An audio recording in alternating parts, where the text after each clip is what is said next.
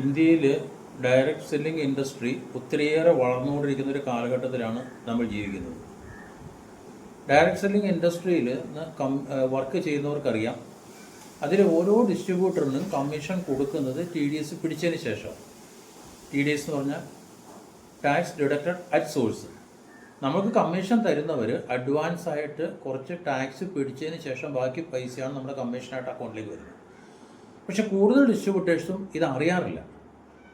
കാരണം അവർ അക്കൗണ്ടിൽ നോക്കുന്നു, ആ മാസത്തെ കമ്മീഷൻ വരുന്നു, ആ പൈസ എടുക്കുന്നു. അതിൽ TDS പിടിച്ച കാര്യം അവർ നോക്കാറില്ല, അല്ലെങ്കിൽ അറിയാറില്ല. പക്ഷെ ഒരു കാര്യം മനസ്സിലാക്കുക, ഏതൊരു ഡയറക്റ്റ് സെല്ലിംഗ് ഇൻഡസ്ട്രിയിലും ഡിസ്ട്രിബ്യൂട്ടേഴ്സിന് കമ്മീഷൻ കൊടുക്കുന്നത് TDS പിടിച്ചിട്ട്. ഏത് ഡയറക്റ്റ് സെല്ലിംഗ് എന്ന് നോക്കിയോ, Amway international, forever living, herbalife, Indian cooperative credit society, my life style marketing, ഇങ്ങനെ ഡയറക്റ്റ് സെല്ലിങ്ങുമായിട്ട് ബന്ധപ്പെട്ട് വർക്ക് ചെയ്യുന്ന ഒത്തിരിയേറെ കമ്പനികൾ നമുക്ക് ചുറ്റുമുണ്ട്. എല്ലാ കമ്പനികളും കമ്മീഷൻ കൊടുക്കുമ്പോൾ TDS പിടിച്ചിട്ടാണ്. പക്ഷേ ആ TDS പിടിച്ച തുക നമുക്ക് ഡിസ്ട്രിബ്യൂട്ടേഴ്സിന് പൂർണ്ണമായിട്ടും തിരിച്ചു കിട്ടും, നിങ്ങൾ ഇൻകം ടാക്സിന് റിട്ടേൺ ഫയൽ ചെയ്താൽ. അപ്പോൾ ആദ്യമായിട്ട് നമ്മൾ TDS പിടിച്ചിട്ടുള്ളത് എത്രയാണെന്ന് അറിയാൻ വേണ്ടിയിട്ട് ഇൻകം ടാക്സിൻ്റെ സൈറ്റിൽ രജിസ്റ്റർ ചെയ്യണം. ഇൻകം ടാക്സിൻ്റെ സൈറ്റിൽ രജിസ്റ്റർ ചെയ്ത് എങ്ങനെയാണ് TDS നോക്കുക എന്നുള്ളതിനെ ഞാൻ വേറൊരു വീഡിയോ ചെയ്തിട്ടുണ്ട്, അതൊന്ന് കാണാൻ ശ്രമിക്കുക. അതല്ല എങ്കിൽ ഇവിടെ കമൻറ്റ് ബോക്സിൽ ഇടുകയോ എൻ്റെ വാട്സപ്പ് നമ്പറിലേക്ക് മെസ്സേജ് അയക്കുകയോ ചെയ്താൽ ഞാൻ നിങ്ങളെ കോൺടാക്റ്റ് ചെയ്തോളാം. അപ്പോൾ എല്ലാ ഡയറക്റ്റ് സെല്ലിംഗ് ഇൻഡസ്ട്രീസും TDS പിടിക്കുന്നുണ്ടെന്ന് ഞാൻ പറഞ്ഞു. അപ്പോൾ എത്ര പിടിച്ചു കഴിഞ്ഞാലും നിങ്ങൾക്ക് കഴിഞ്ഞ വർഷം 2024-25 ഫിനാൻഷ്യൽ ഇയറിലെ റിട്ടേൺ ഫയൽ ചെയ്യേണ്ട സമയമാണ് ഇപ്പോഴും.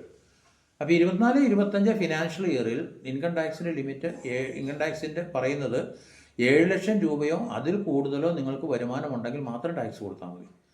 അപ്പോൾ നിങ്ങൾ ഓരോരുത്തർക്കും 7 ലക്ഷം രൂപയിൽ താഴെ വരുമാനമുള്ളുവെങ്കിൽ നിങ്ങളുടെ കമ്മീഷന് പിടിച്ചിട്ടുള്ള TDS തുക പൂർണ്ണമായിട്ട് നിങ്ങൾക്ക് തിരിച്ചു കിട്ടും.